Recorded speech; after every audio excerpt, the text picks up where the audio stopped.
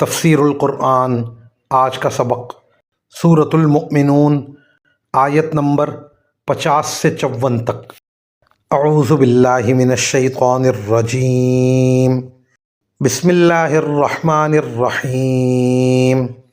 وَجَعَلْنَا ابْنَ مَرْيَمَ وَأُمَّهُ آیَةً وَآوَيْنَاهُمَا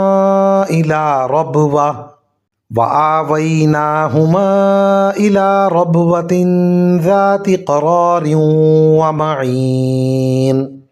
يَا أَيُّهَا الرُّسُلُ كُلُوا مِن طَيِّبَاتِ وَاعْمَلُوا صَالِحًا إِنِّي بِمَا تَعْمَلُونَ عَلِيمٌ۔ وَإِنَّ هَٰذِهِ أُمَّتُكُمْ أُمَّةً وَاحِدَةً وَأَنَا رَبُّكُمْ فَاتَّقُونِ۔ فَتَقَطَّعُوا أَمْرَهُم بَيْنَهُمْ زُبُرًا، كُلُّ حِزْبٍ بِمَا لَدَيْهِمْ فَرِحُونَ۔ فَذَرْهُمْ فِي غَمْرَتِهِمْ حَتَّىٰ حِينٍ۔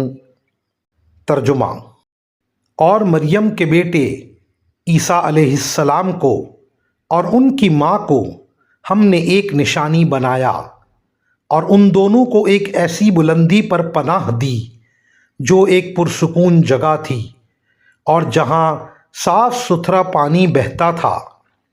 اے پیغمبرو، پاکیزہ چیزوں میں سے جو چاہو کھاؤ اور نیک عمل کرو، یقین رکھو کہ جو کچھ تم کرتے ہو مجھے اس کا پورا علم ہے، اور حقیقت یہ ہے کہ یہی تمہارا دین ہے، سب کے لیے ایک ہی دین، اور میں تمہارا پروردگار ہوں، اس لیے دل میں صرف میرا رعب رکھو۔ پھر ہوا یہ کہ لوگوں نے اپنے دین میں باہم پھوٹ ڈال کر فرقے بنا لیے، ہر گروہ نے اپنے خیال میں جو طریقہ اختیار کر لیا ہے اسی پر مگن ہے، لہٰذا اے پیغمبر ان کو ایک خاص وقت تک اپنی جہالت میں ڈوبا رہنے دو۔ ان آیات کی تفسیر میں مفسرین کرام فرماتے ہیں حضرت عیسیٰ علیہ السلام اللہ تعالیٰ کی قدرت کی ایک نشانی کے طور پر بغیر باپ کے بیت اللحم کے مقام پر پیدا ہوئے تھے۔ بیت اللحم کا بادشاہ ان کا اور ان کی والدہ کا دشمن ہو گیا تھا، اس لیے حضرت مریم علیہ السلام کو وہاں سے نکال کر کسی ایسی جگہ اپنے آپ کو اور اپنے صاحبزادے کو چھپانا پڑا جہاں اس بادشاہ کی پہنچ نہ ہو۔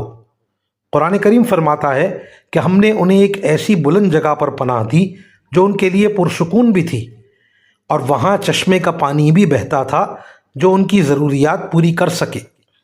وآخر دعوانا ان الحمد للہ رب العالمین۔